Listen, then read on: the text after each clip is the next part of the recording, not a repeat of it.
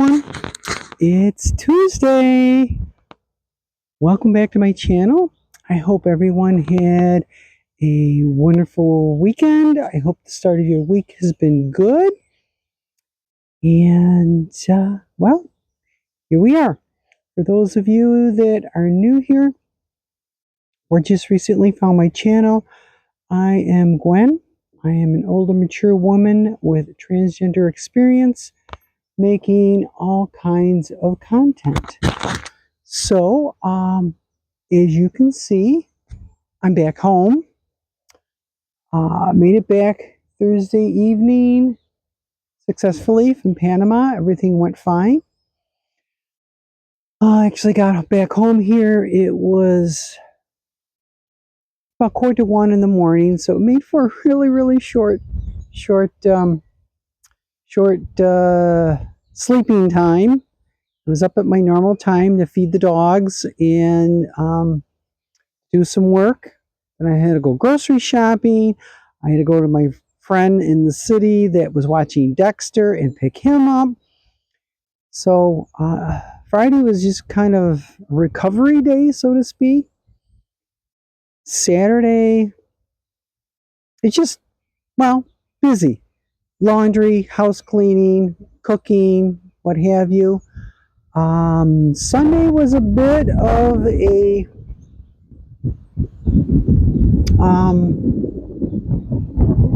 surprise. I was out in the garage working on my daughter's car. She needed her oil changed. And she comes to the door and she says, "Did you hear a loud crash?" I said, "No." She goes, "The tree in the backyard fell over." I'm like, "What?" And she says, "Oh yeah." So I came out and looked. I'm like, "Oh my gosh, I'm going to post a picture of what it looked like." And luckily, my neighbor across the road, she was outside and heard the tree snap and looked over and saw it fall over.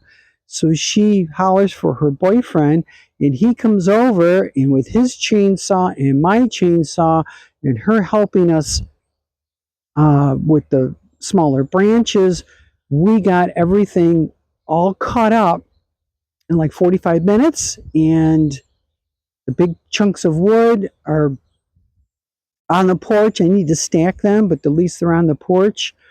I still have a pile of branches, so to speak, that I need to cut smaller, and I can pile those on the porch because we can burn those. Actually, you know what? Bear with me 1 second. And let's see, there's Dexter. You can see the pile that's left, and we had to do a quick repair on the fence just to keep Dexter in here. That top pole I need to replace, and the corner pole is going to have to be replaced also. But oh well, at least that was the extent of the damage, so it wasn't too bad. Let's see. I'm trying to remember. Oh, that's right. I made a video last Tuesday. So Tuesday afternoon, when I was in Panama, I did get my pensionado or pensioner's visa. So I now have my official visa. I can go and live there as long as I want. Tuesday afternoon, my lawyer contacted me and said, would you be interested in getting your cedula, CEDULA? It's a national identification card. It has your picture, fingerprints, signature on it, and it has its own unique number. That's for each person has their own unique number, unlike a passport where the number can change when you renew it. So I said, okay, fine. So we had that taken care of. I don't have it yet. It's actually going to be ready this week. And my lawyer said he would send it up here courier, which would be FedEx, DHL, whatever. Oh, let's see, what else? Wonderful time in Panama. So I'm glad to be home. I mean, it's nice, but I'm glad to be home. And well, yesterday, this morning it was sunny. Yesterday it rained here. Saturday and Sunday were nice. Yesterday it rained. It's clouding up. It's supposed to start raining again this afternoon, all the way through, I think, Friday, which is fine because we could use the water. Um, let's see. When I was in Panama, I met this really, really nice guy. He's from Kentucky, and he was getting his permanent visa at the same time. So we're in the immigration office, and he says to me, I noticed your LGBTQ keychain. It's on my purse. And I'm like, oh, yeah. And he says, well, I have a transgender daughter. I'm like, oh, wow. So we hit it off. He's about 5 years younger than I am. So, I mean, we have a lot of shared experience for our age. And his daughter, she's in, I think, her late 20s. And he's very accepting. He loves his daughter, as it should be. Um, he was a little sad because he says, well, she waited to tell me last. She told the rest of the family, but waited to tell him. And he was kind of hurt a little bit. And his daughter said to him, well, she says the hardest part is for his son to tell his father that he's transgender. And I said, yeah, your daughter's absolutely right. So so we kind of connected on a number of levels. I mean, one, we're close in age, so we have a lot of shared life experience, and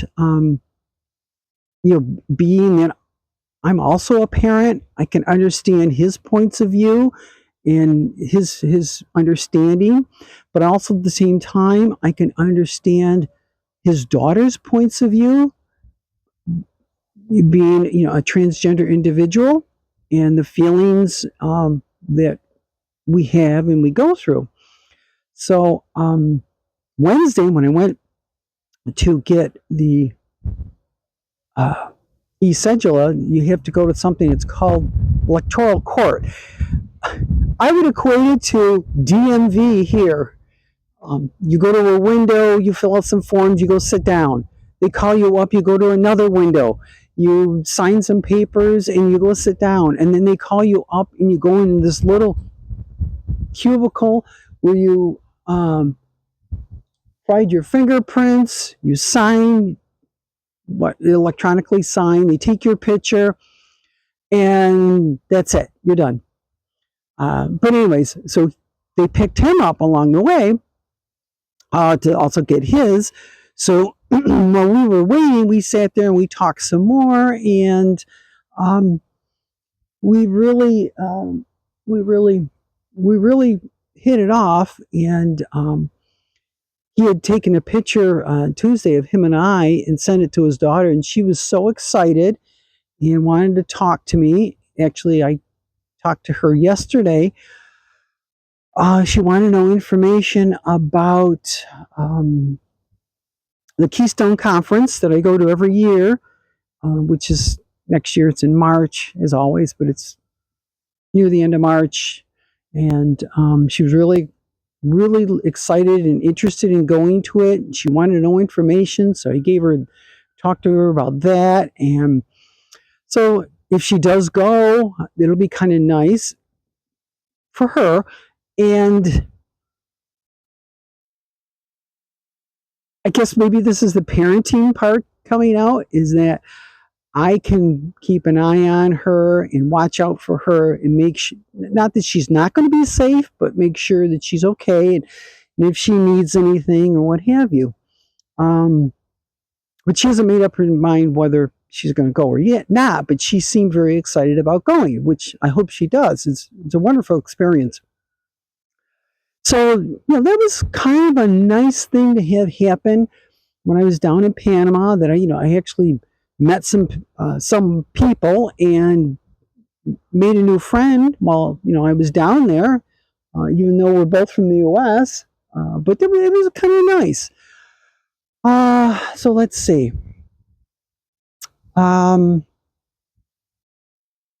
Sunday, I went to church as my authentic self, and that was very unique. No one recognized me, as my authentic self or whoever. And what was interesting is when we attended there regularly, the church always promoted itself as very, very open and accepting to everyone, and including myself. There was 12 of us for the entire service, and out of those, well, not including myself, so it'd be the remaining 11. Out of those remaining 11 people, only 3 of them actually came up and introduced themselves to me, even though the remaining 8 that didn't say anything, I've known for 30 years, and they never said. The only thing they said to me was "Good morning." Had they known who I was, it would have been a different story. But I found it very enlightening that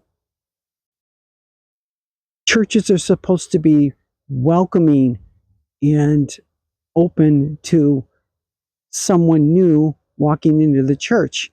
And here I was treated completely different. And I'm like, it was quite eye-opening. Anyways, plans for the rest of the week. Tomorrow I have electrolysis. Got to change things up. Thursday I got to go grocery shopping because Friday I have to take my mother-in-law because I'm the only one available. Take her to, I think it's going to be an MRI. It's orthopedics up in the city. I have to take her for an MRI. And she did say, well, we can go out to lunch. Okay.